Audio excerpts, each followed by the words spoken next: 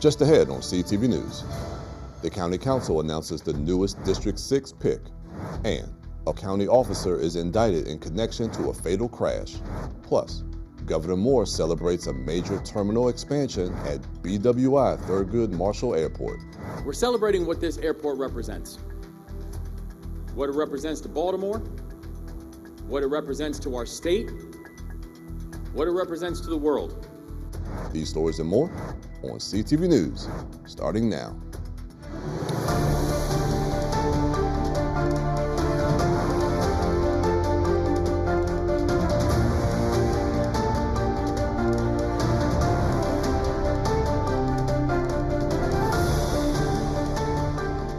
Good evening, this is CTV News for January 9th. I'm Michaela Newton. And I'm Anaya Falcon. Thanks so much for joining us. The Prince George's County Council elected Danielle Hunter as its appointee for the District 6 seat today, filling the vacancy left after Councilmember Walla Begay was appointed to the at-large seat. The virtual special Prince George's County Council meeting started with an endorsement by County Executive Aisha Braveboy, who shared why she thought Hunter would be a good fit for the role. During Hunter's pitch to secure the seat, she shared her commitment to the community's concerns. If I am selected by the body to fill this vacancy, I am ready to get to work on behalf of the residents of District 6. Although my role as Director of Appointments keeps me busy, I'm still actively involved in my Oak Creek community and local volunteer initiatives. To that point, I had the opportunity to meet with residents of Cameron Grove who expressed concerns about economic development initiatives, affordable housing, and public safety.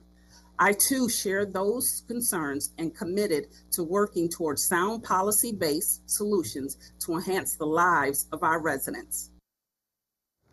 Councilmember Hunter will take on local priorities, including economic development, public services, and community engagement. She will have to run again for the District 6 seat in December when the term is up. And a Prince George's police officer has been indicted in connection to a fatal crash. The officer, Anthony Coleman, was off duty back in July when he struck another vehicle on Route 301. The driver of the second vehicle, Carlton Herndon, was pronounced dead on the scene. Coleman was indicted on 6 charges yesterday, including negligent manslaughter and homicide while under the influence of alcohol. According to the police department, he is now suspended without pay, and an internal affairs investigation is still ongoing. And mark your calendars. The county executive wants to hear from residents regarding the upcoming budget. Aisha Braveboy will host 3 FY 2027 budget listening sessions this month. Residents that attend the sessions in person can make public comments. However, you must pre-register 24 hours prior to the event. Written comments can also be submitted to the Office of Management and Budget.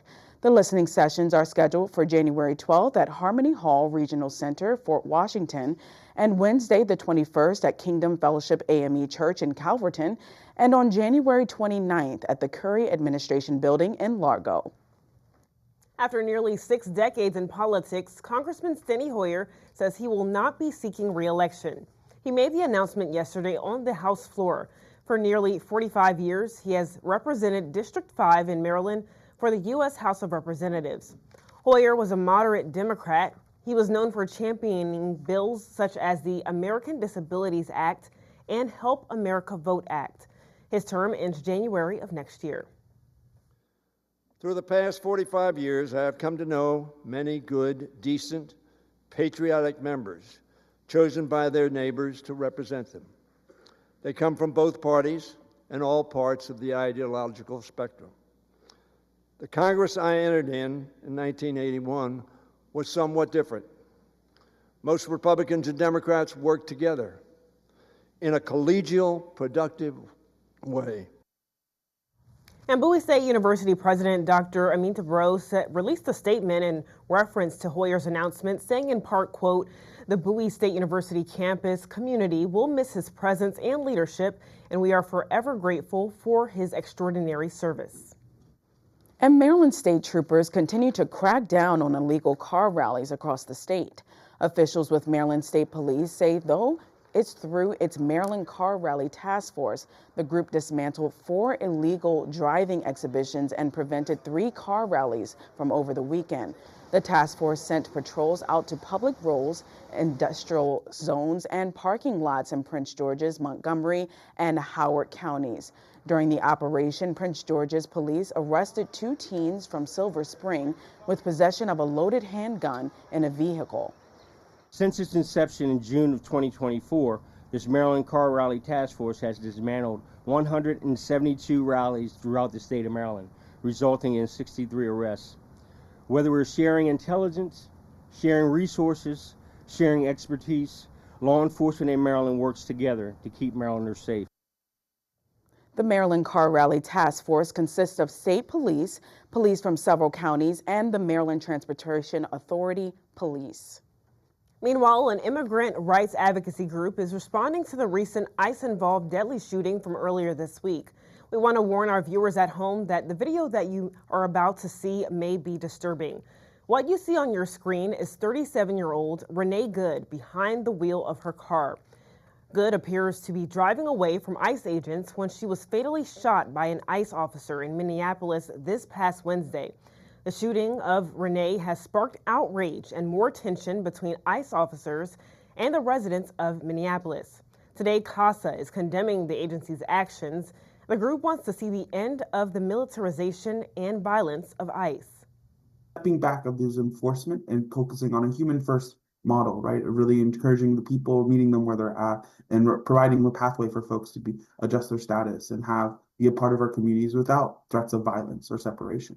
We really hope for justice in this situation, right? And accountability for not only for Renee, but for Diago here in Maryland, right? For all those who've really suffered at the hands of this administration and at their weaponization of ICE and immigration enforcement. Kristi Noem, the Secretary of Department of Homeland Security, says the ICE agent acted in self-defense. And today, the much-anticipated Concourse AB connector and baggage handling system is now open at BWI. The state-of-the-art project is expected to make traveling at the airport a lot easier. Our Jonathan Hunter was invited to the airport celebration and has more details. It's all smiles at BWI Airport for the unveiling of the Connector AB Concourse. 3, 2, 1.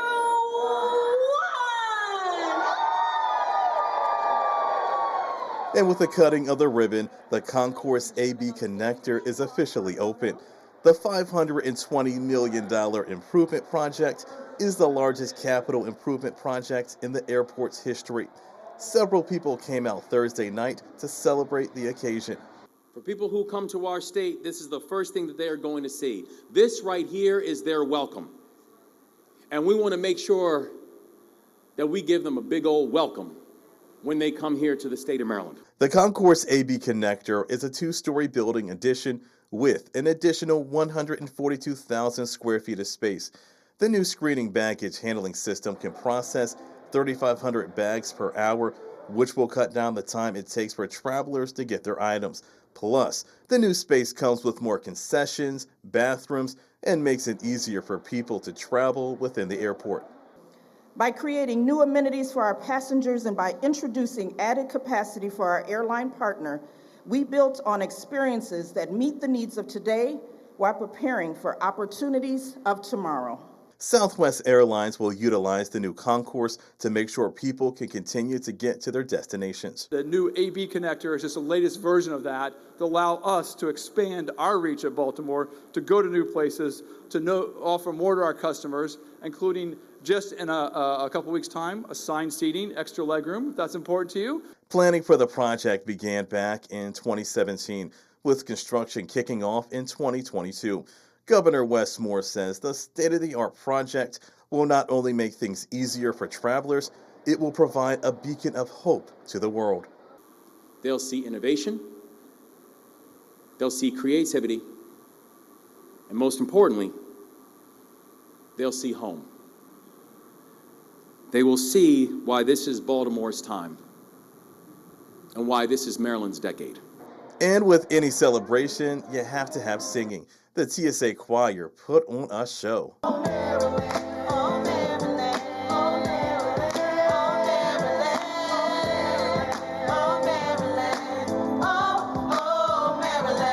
Reporting from BWI, I'm Jonathan Hunter for CTV News. Thanks, Jonathan. Construction leaders say they didn't run into any issues when building the new concourse. I love when they sing. It's just Oh, so yes, entertaining. beautiful. All right, well, you're watching CTV News. I'm Michaela Newton. And I'm Anaya Falcon. Still to come, W-2s, write-offs, and deductions. That's right, tax season is fast approaching. Yes, and if you want to get ahead of the game, we have details on just how soon you can get started. Stay with us.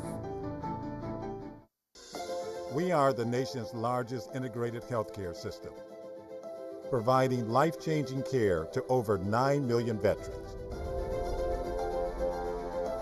Our hands are busy, competent, skilled, healing, helping, and friendly. A place where diverse teams come together hand in hand to provide full patient-centered care. Working in state-of-the-art facilities with influential leaders in healthcare, all with a single goal in mind: to help veterans heal, recover, and get their lives back. In a place where everyone plays a part and where your efforts are truly appreciated. A place so innovative and forward-thinking that we're rebuilding hands, and where even robots lend a hand. Join hands with us. Learn more at vacareers.va.gov. Our connections make powerful things happen, uniting individuals and communities. We are Rotary. We are people of action. With over 1 million members, we know what people can do when they come together. Around the world, generations of leaders build new friendships and solve problems, turning great ideas into reality. Take action with us. Find out more at rotary.org/action. Hi, I'm the Big C. Hey, look at this beautiful couple. I knew as soon as I said that. I was like, don't say it, don't assume. Did you know more than 2 people die from skin cancer every hour? Oh, man. It's a bummer, but the good news is skin cancer is a cancer you can see, so you can go get checked. You can check each other regularly, make it romantic. Turns out I'm a matchmaking mirror. You're welcome. Love might be in the air. Welcome back. Yesterday, we sat down with House Speaker Jocelyn Peña-Melnyk about her top legislative priorities in her journey to becoming House Speaker. Peña-Melnyk supersedes former House Speaker Adrian Jones and says she has big shoes to fill. About 3 weeks ago, Jocelyn Peña-Melnyk made history after being elected as the first Afro-Latina and first immigrant elected Speaker of the House of Delegates. Now, with less than a week away from the Maryland General Assembly, her focus is on housing, energy costs, and health care. Maryland is a leader. We do healthcare really well.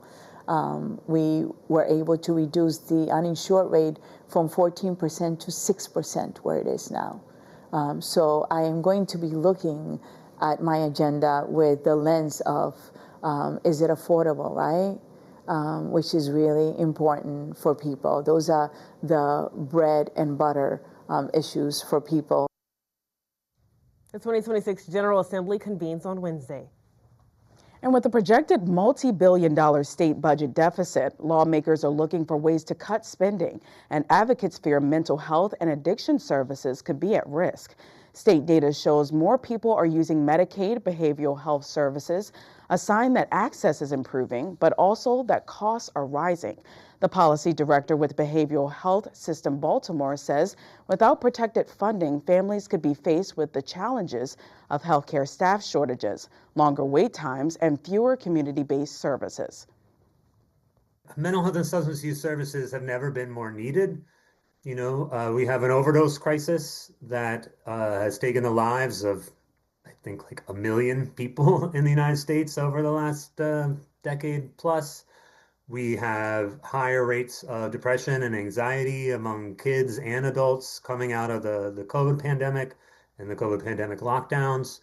And so these services have never been more important. So we are cautiously optimistic that public officials in Maryland will see it that way. And we are prepared to make that message heard. Rabbit says him and his colleagues will be meeting with legislators, the Moore administration, and other advocates in hopes to retain the mental health and substance use resources. Governor Moore's proposed budget is set to be released on January 21st during the Maryland legislative session. And federal job losses in the region are skyrocketing as new data shows about 41,500 federal positions have been cut. This major cut took place between December 2024 and November of 2025. The decline has been driven in large part by a deferred resignation program offered to workers by the Trump administration. The program effectively paid employees to leave federal service along with other workforce reduction efforts. Analysts and local leaders say this shrinking federal workforce could have broad economic impacts here in D.C., Maryland, and Northern Virginia. A Maryland man has been sentenced to 3 years and a month in prison after stealing vehicles from DMV airports. According to court documents, 25-year-old Tyrese McKinnon stole vehicles from both Reagan National and BWI Thurgood Marshall airports on 6 occasions. Him and a co-conspirator did this between January 2023 and April 2024. McKinnon was incarcerated on state charges for his car theft spree in March of 2024 and continued to steal his 5th vehicle just 12 days after his release. The combined total amount for the vehicles is between $150,000 to $250,000. And the IRS says the 2026 tax filing season officially opens Monday, January 26th. Taxpayers have until April 15th to file their 2025 returns, with about 164 million filings expected, most submitted electronically. This year includes several new tax provisions now in effect, which could impact deductions, credits, and refunds. The IRS says its systems are updated and ready and encourages taxpayers to use online tools at irs.gov to file, track refunds, and avoid scams. And have you ever been on the state's website and were confused on where to go? Now you won't have to be anymore, thanks to some new renovations. Introducing the new and rebuilt Maryland.gov, Governor Wes Moore revealed the site's newest version earlier this week as a way to improve access to state benefits, services, and resources. Some improvements include consistent user experience, built-in accessibility features, and plain language content. And still to come on CTV News, music superstar Bruno Mars has social media buzzing with a new album and tour announcement. That's right. After the break, find out when he's making his way to the region and how to get your hands on those tickets. Stay with us.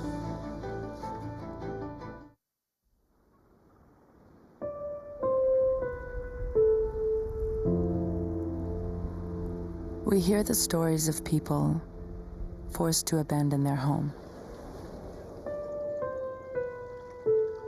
The stories of people whose dreams have been swept away, or their lives left hanging by a thread.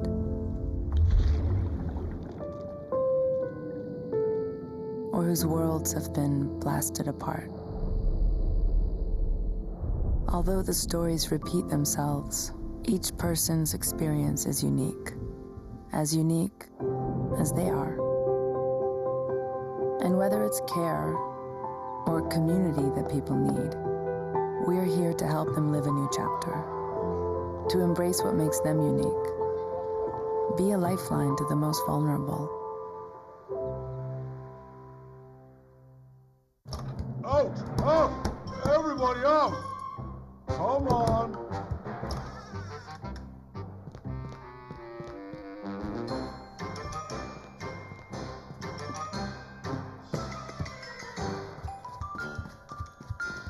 Good job. Under 2 minutes. Keep your loved ones safe from home fires. Practice a 2-minute drill until it's part of your routine. And test your smoke alarm Smokely. In America, millions of families are facing hunger. After rent and power, I can get groceries.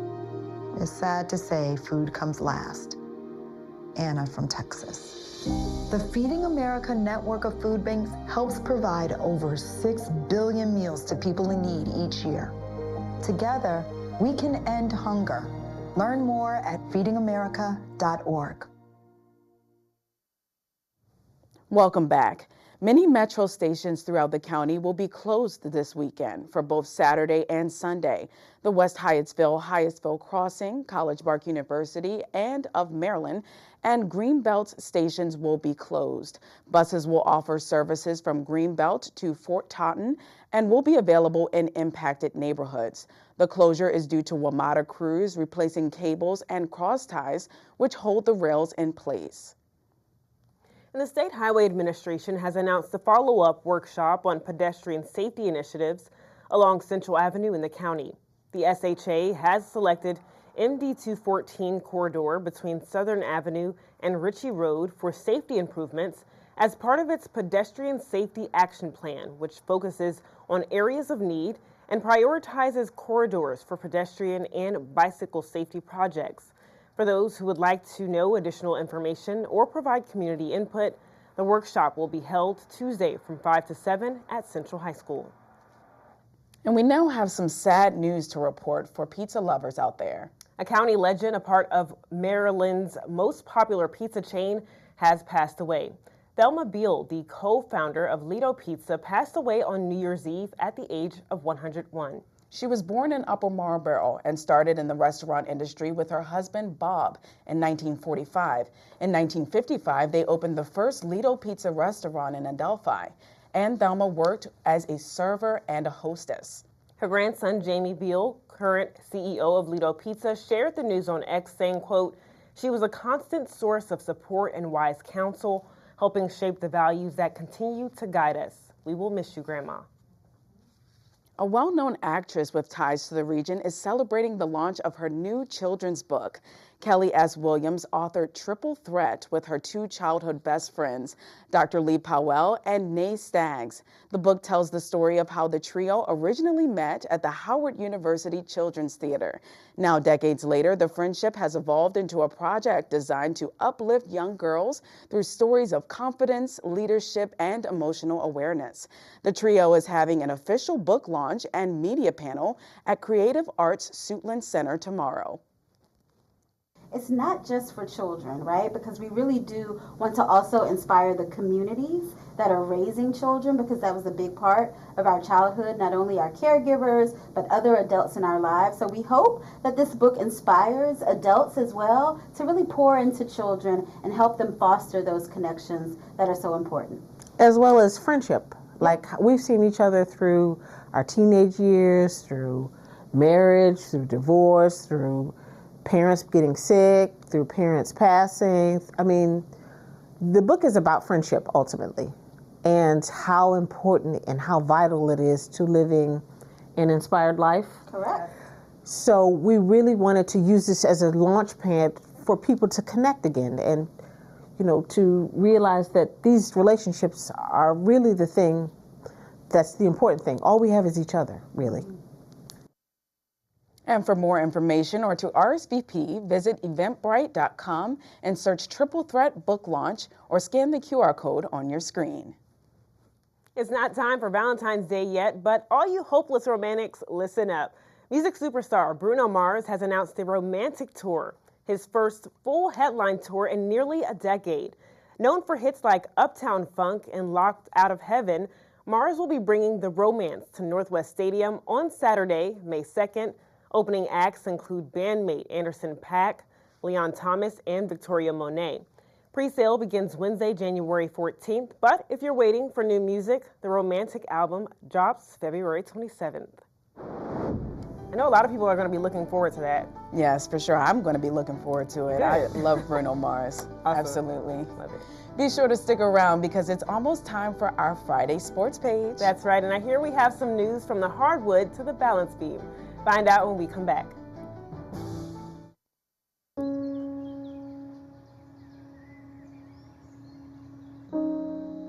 This high school gym used to be packed most nights.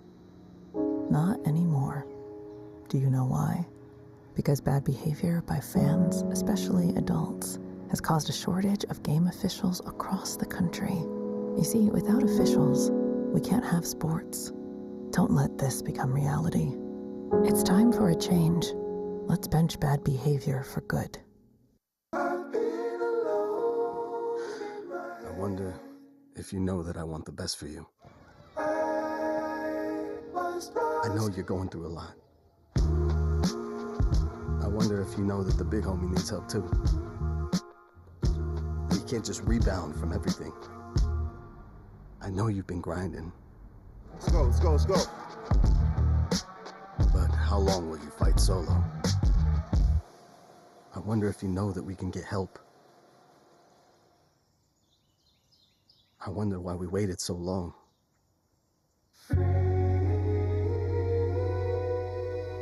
Not wondering anymore.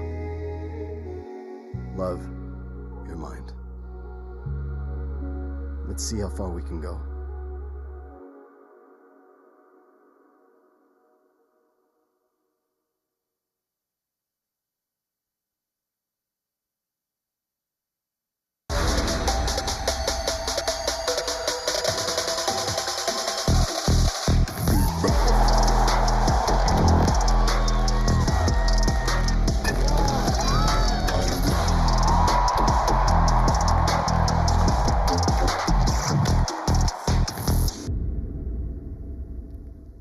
All right, sports fans, it's time for your Friday sports page. Maryland's women's basketball team took on Rutgers last night and absolutely demolished them. The Lady Terps won the game with ease, 88-41, improving their record this season to 16-1.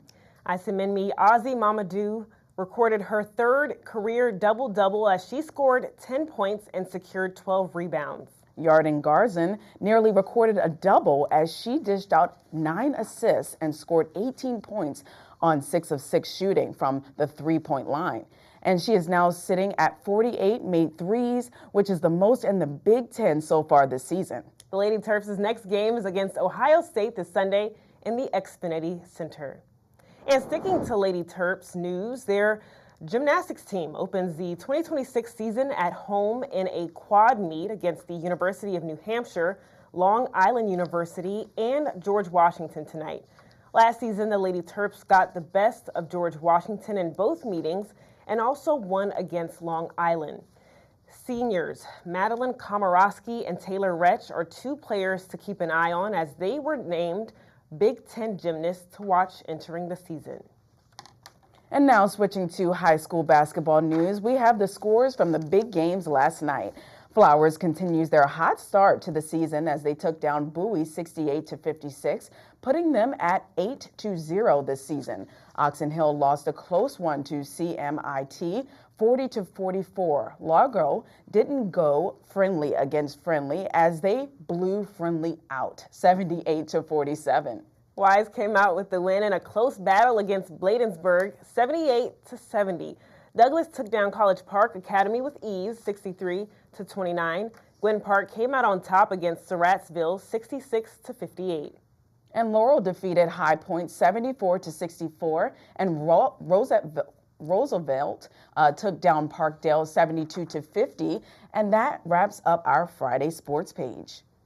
All right, let's get a look at our 3-day weather forecast. Grab your umbrellas. It's going to be a rainy weekend. Tomorrow we have a 100% chance of rain. We'll have a high of 52. Sunday will be mostly sunny with a high of 47 degrees, but only a 20% chance of rain. Monday will be nice and sunny with a high of 43 and a low of 30. And for our community calendar, do you know a student who has good communication skills, likes to research, and has an interest in the law? Well, this Saturday, Barnes & Scott Youth at Law is hosting a community day. The day will focus on practical networking, career guidance, and a keynote address from an experienced legal professional. This event takes place from 2 to 4 p.m. at the Laurel Branch Library. For more information, contact the branch at 301-776-6790. And do you have a story to tell? You can reach out to our CTV News tip line. Give us a call at 301-386-4085, or you can send an email to ctvnews@pgctv.org. As always, we look forward to hearing from you. All right, that wraps up CTV News for now. Thanks so much for joining us. We'll see you again on Monday. Have a good night.